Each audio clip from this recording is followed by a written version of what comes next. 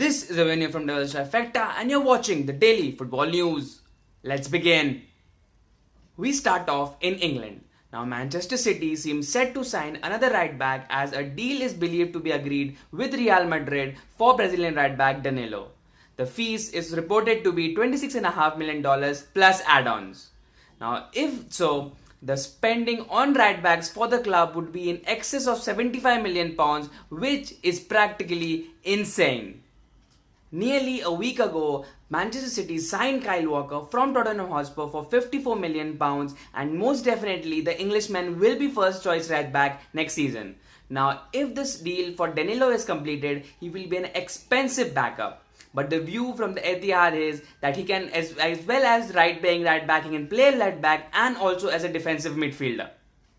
Now, in addition to Danilo, Manchester City are believed to be very close in confirming the signature of Benjamin Mendy from AS Monaco, and the fees is believed to be around £40 million. Now, if the two signings are completed, the net spending of Manchester City on fullbacks alone will be in excess of 100 million, which is absolutely insane.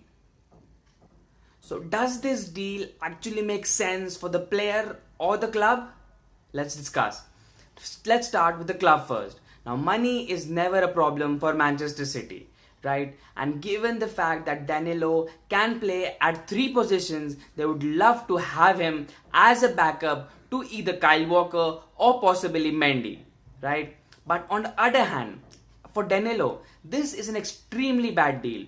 Now, this is a World Cup year and he would love to feature for his country in Russia. But given that he wasn't playing very much at Madrid and he would be a backup to Walker or possibly Mendy at Manchester City, it's not wise for him at this point of his career to switch clubs and to someone where he won't be guaranteed regular first team football.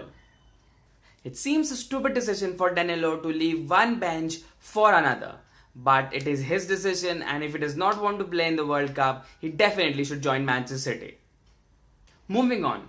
Now, in another news that sums up the insanity in the transfer market right now, Chelsea have agreed to sign Alvaro Morata from Real Madrid in fees reported to be around £58 million. The transfer is subject to personal terms and medical, which generally are not very big issues. The Spaniard was also very close joining Manchester United but chose London over Manchester. The Spaniard is currently with Real Madrid in the United States for their pre-season tour but will travel to London for his medical and the completion of his transfer to Chelsea. Now, even though Morata is an extremely talented player, but the fact is, last season he was just a backup in the team, and paying £58 million for a backup is essentially nuts. Now, there were reports earlier that Manchester United were willing to pay £75 million for the Spaniard.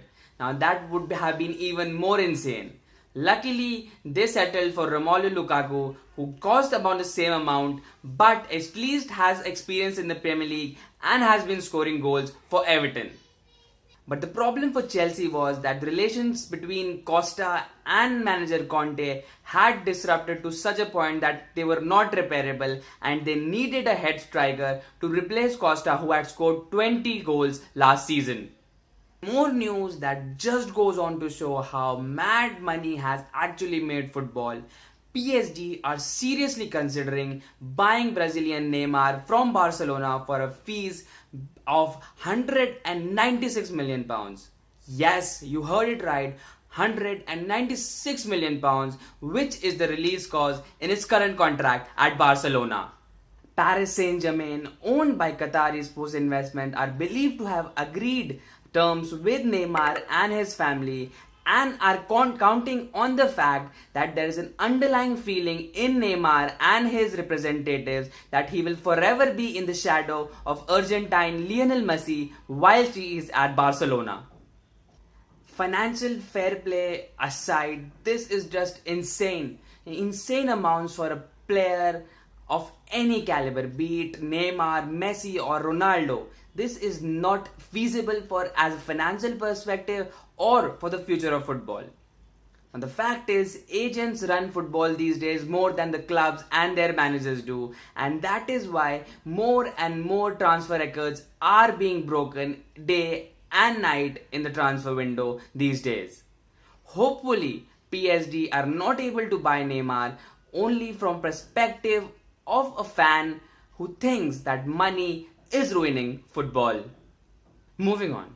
Manchester United target Ivan Perisic of Inter Milan has been told by the club that he will be only allowed to leave when United stump off cash and Anthony Martial in return for the Croatian winger. The Italian club have rejected straight cash deals for their winger as they think the Frenchman could be an integral part of their team next season.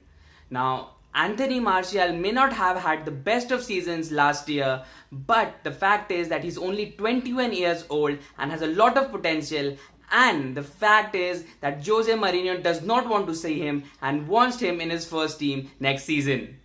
Add to that the fact that Martial wants to stay and fight for his place in the team is a strong indication that this deal is in the water.